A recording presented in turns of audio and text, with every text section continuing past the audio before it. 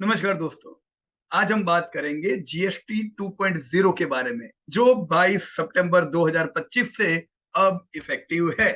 मेरा प्रॉमिस है इस वीडियो के एंड तक आपको क्लियर होगा क्या चेंज हुआ, किसको फायदा हुआ और क्या देखना है। सो रेडी हो आप सब लोग? रेडी हो तो फिर दोस्तों हम लोग आगे बढ़ते हैं। तो मेरा आपको सबसे पहला सवाल, क्या ये सबसे बड़ा बिगेस्ट टैक्स कट सेल है या स्मार्ट रेशनलाइजेशन है? दोस्तों आपने अभी तक अमेजोन के बड़े सेल देखे होंगे, अलीबाबा के सेल देखे होंगे, लेकिन यह है दोस्तों भारत का सबसे बड़ा सेल 2 लाख करोड़ का। टैक्स कट सेल है या स्मार्ट रेशनलाइजेशन है, ये दोस्तों हमें देखना है। हम 3 लेंस से इसको देखेंगे। प्राइसेस पे क्या फर्क पड़ेगा, कंपनी की प्रॉफिट्स पे क्या फर्क पड़ेगा और पॉलिसीज। आपको अभी तक क्या लगता है, सेल है या स्मार्ट रेशनलाइजेशन है? ये दोस्तों चैट बॉक्स में मेरे को बताइए। सो मेरा दोस्तों आज का प्लान बिल्कुल सिंपल है। टाइमलाइन स्ट्रिप सबसे पहले पोस्ट 1947 से अब तक का फास्ट ट्रैक टैक्स में चेंजेस देखेंगे। डायरेक्ट टैक्स, कॉर्पोरेट ऑप्शंस 22% और 15%, जीएसटी 2017 में जो लॉन्च हुआ और 2025 तक का इंटेंट एंड कॉम्प्लियंस। फोर्थ आज का अपडेट यानी 22 सितंबर के जो बदलाव हुए। फिफ्थ वो नंबर जो मैटर करते हैं, कलेक्शन और run rate. Sixth centre sensitivity और सिनेरियो। और seventh last but not list investor का चेकलिस्ट और फ्रीक्वेंटली आस्क्ड क्वेश्चन जो आपके दिमाग में हो सकते हैं। राइट? तो मेरे को बताओ, आपको इन सब में से आपको पर्सनली सबसे इंपॉर्टेंट कौन सा सेक्शन दोस्तों लगता है? हम लोग सब पे धीमे धीमे जाएंगे। राइट फ्रेंड्स, तो क्विक पिट स्टॉप। 1947 दोस्तों आजाद होने के बाद सेंट्रल एक्साइज बैकबोन बना पोस्ट इंडिपेंडेंस फ्रेमवर्क में। 1991 तक हाल बुरे हो गए थे दोस्तों। 1991 में जब हमने डिफॉल्ट किया उस समय रिफॉर्म का एक पुश आया, क्योंकि उससे पहले था भारत में लाइसेंस राज। 1991 का रिफॉर्म पुश हमारे लिए एक बहुत बड़ा इन्फ्लेक्शन पॉइंट लेके आया। 1994 सर्विस टैक्स की शुरुआत। लेकिन दोस्तों 2017 तक अगर हम ये सारी चीज देखें तो टैक्सेशन बड़े हाई थे। सिंस इंडिपेंडेंट टू 2017 पूरा भारत, इतने बड़े भारत में हर जगह अलग अलग रेट टैक्स। दोस्तों भारत में ही इंटरनल अगर प्रोडक्ट को सेल करनी है तो भी बड़ी मुश्किल या बड़े लिस्ट लेके घूमने पड़ते थे कि भी कौन से स्टेट में क्या होगा, जिसके कारण दोस्तों even ease of doing business में हमारा नंबर बड़ा पीछे लगता था, क्योंकि बिजनेस करना बिल्कुल आसान नहीं था। पर दोस्तों 2017 में जीएसटी लॉन्च किया गया। अलग अलग स्लैब आए, 0, 5, 12, 18, 28 प्लस सेस। 2019 में दोस्तों कॉर्पोरेट टैक्स कट आया, 22% और 15% ऑप्शनल। ये भी दोस्तों एक बड़ा धमाका लेके आया।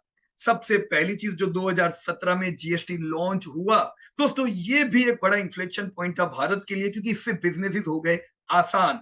हम ये नहीं कह सकते कि 2017 में जब जीएसटी लॉन्च किया तो सस्ता बनाने के लिए लॉन्च किया, लेकिन 2017 के जीएसटी का पर्पस था पूरा भारत एक हो जाए। दोस्तों इससे बिजनेसेस इजी हुए। 2019 में कॉर्पोरेट का जो टैक्स कट आया, ये भी एक बहुत बड़ा आशीर्वाद बना कॉर्पोरेट कंपनीज के लिए। 2025 रिसेंटली यानी 22 सितंबर को जो जीएसटी रेशनलाइजेशन किया 2.0, क्या आपको ये दोस्तों इन सब पे सबसे बड़ा धमाका था? यानी ईयर ऑन ईयर, फिर चाहे 2017 हो, 2019 का टैक्स कट हो या 2025 का जीएसटी 2.0, ये सारी चीजों ने ईज ऑफ डूइंग बिजनेस को दोस्तों सपोर्ट किया है और जिसके कारण कंटिन्यू हमारा रैंकिंग सुधरा है दोस्तों। अब अगर मैं रिसेंट 2025 के जीएसटी रेशनलाइजेशन और जो इनकम टैक्स के भी स्लैब में जो बदलाव किए गए थे दोनों को क्लब करूं दोस्तों, तो ये 2 लाख करोड़ की एक बहुत बड़ी भेंट है। कैसे, ये हम दोस्तों आगे देखेंगे। लेकिन दोस्तों ये टाइमलाइन जो मैंने दी, मुझे उम्मीद है इस टाइमलाइन से थोड़ी क्लैरिटी होगी दोस्तों कब क्या हुआ। सो फ्रेंड्स, मैं आ जाता हूं डायरेक्ट टैक्स पे। कॉर्पोरेट वर्ल्ड में 2019 से 2 ऑप्शनल रेजिम्स लॉन्च हुए दोस्तों। प्रीवियसली जो टैक्स हाई थे उसको कट करके एक 22% without exemption, simple structure. Second 15% for new manufacturing, जिससे दोस्तों कैपेक्स को पुश मिले। एडॉप्शन डिपेंड करता है ऑन एग्जम्पशन छोड़ने की कॉस्ट, इफेक्टिव रेट में और प्रॉफिट्स हॉराइजन। लेकिन एक चीज तय थी दोस्तों, इस नए टैक्सेशन स्ट्रक्चर से जो 2019 में आया, कंपनीज के प्रॉफिट मार्जिन दोस्तों इंप्रूव हुए। आपको भी मैं पूछना चाहूंगा दोस्तों, आपके हिसाब से सिंप्लिसिटी ज्यादा इंपॉर्टेंट है या टैक्स सेविंग वाया एग्जेप्शन? तो एग्जेप्शंस निकाल के जो रेट कट किया, ये भी दोस्तों कंपनियों के लिए लाभदायक। सो अब कॉर्पोरेट टैक्स से मैं आ जाता हूं डायरेक्ट टैक्स के ऊपर। यस, कॉर्पोरेट टैक्स ने कॉर्पोरेट को बेनिफिट दिया, डायरेक्ट टैक्स ने इंडिविजुअल्स को बेनिफिट दिया, पर्सनल। इंडिविजुअल्स के लिए new versus old regime evolve हुआ, slabs, standard deduction, rebate tune होती रही। एक्यूरेट लायबिलिटी के लिए दोस्तों ऑफिशियल कैलकुलेटर यूज करो, यही बेस्ट प्रैक्टिस होगी।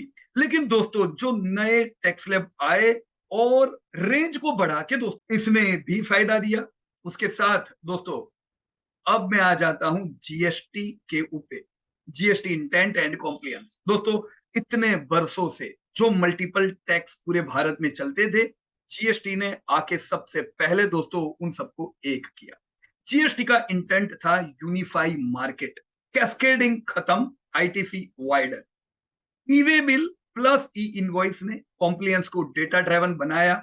इससे जो बीओएमसी थी वो इंप्रूव दोस्तों और हुई, और यस बिजनेस स्मूथ हुए, इसमें कोई दो राय नहीं थी। अगेन आप में जो एंटरप्रेन्योर है, मेरे को बताइएगा आपके बिजनेस में ई इनवॉइसेस ने काम आसान किया या पहले मुश्किल बाद में स्मूथ? अब जब दोस्तों पूरे भारत में जीएसटी लागू हो चुका था, जीएसटी स्मूथली चल रहा था, लेटेस्ट अपडेट 22 सितंबर को जो लॉन्च हुआ, इस स्ट्रक्चर और फिलोसॉफी के पीछे क्या है?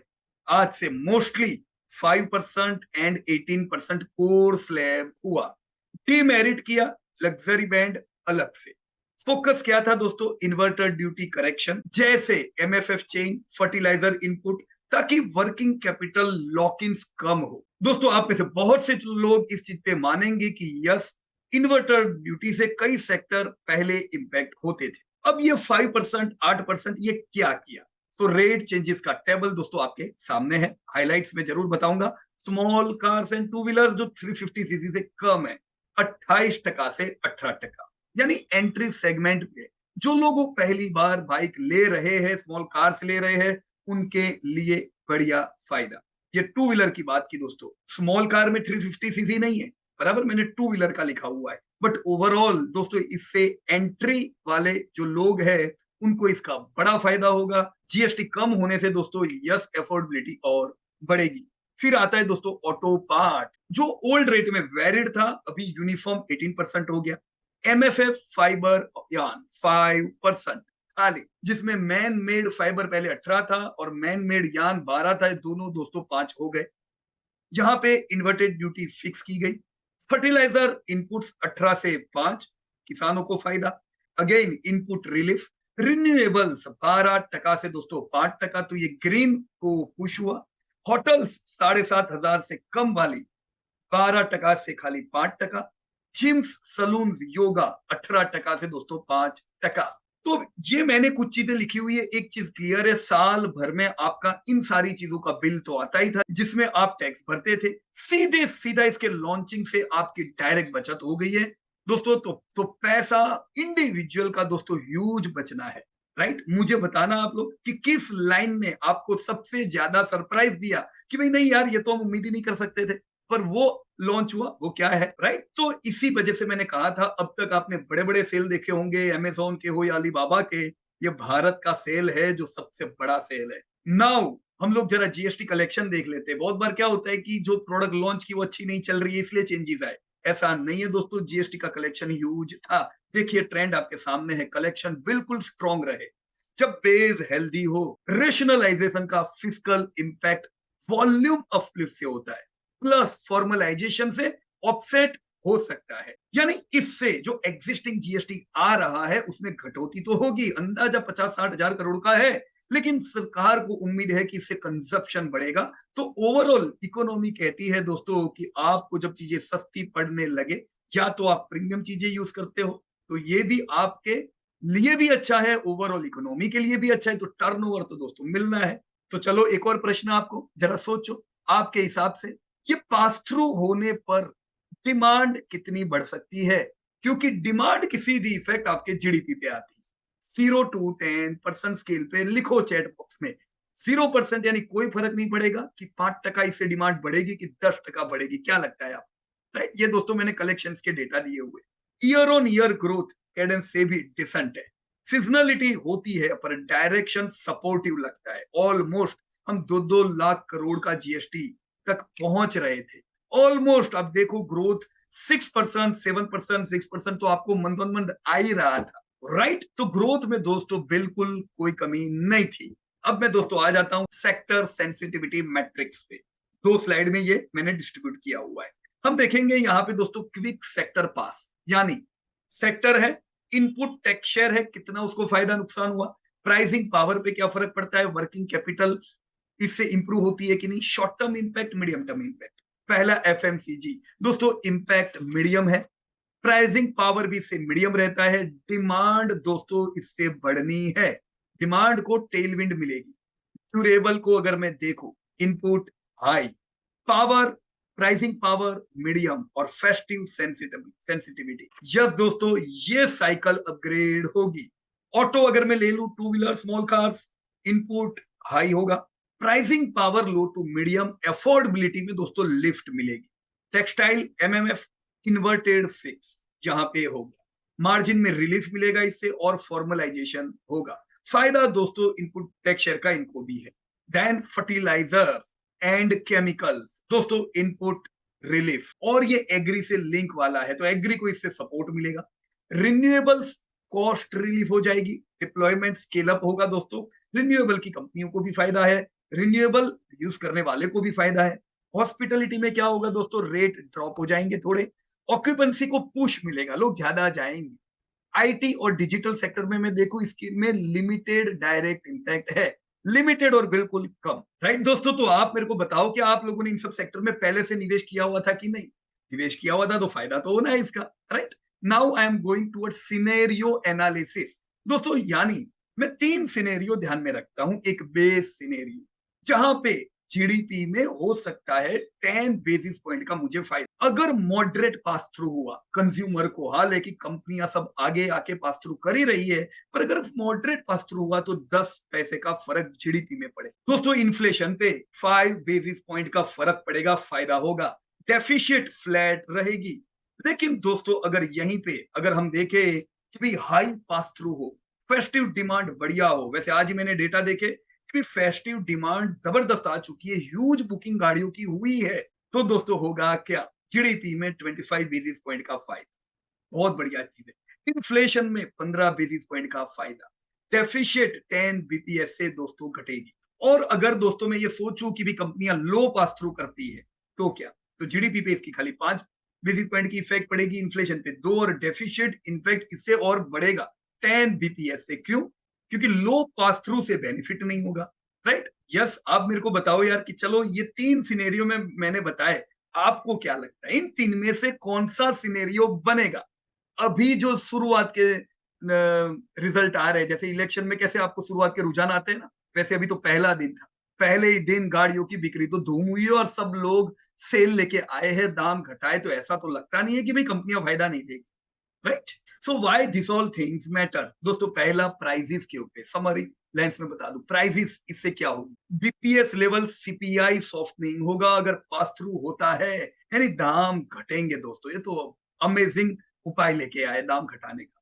प्रॉफिट्स, आउटपुट प्लस इनपुट दोनों डाउन, तो इससे प्राइस पे भी फर्क पड़ेगा, मार्जिन पे भी फर्क पड़ेगा।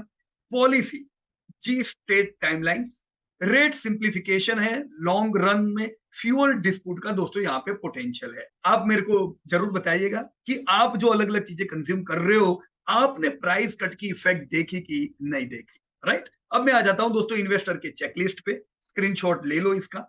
इंसिडेंस मैप है ये, यानी आउटपुट कम होंगे, इनपुट कम होंगे, प्राइस और मार्जिन दोनों पे इसकी फर्क पड़ेगी। अब अगर आपके दिमाग में प्रश्न है तो 2-3 प्रश्न मैंने यहाँ लिखे हुए हैं।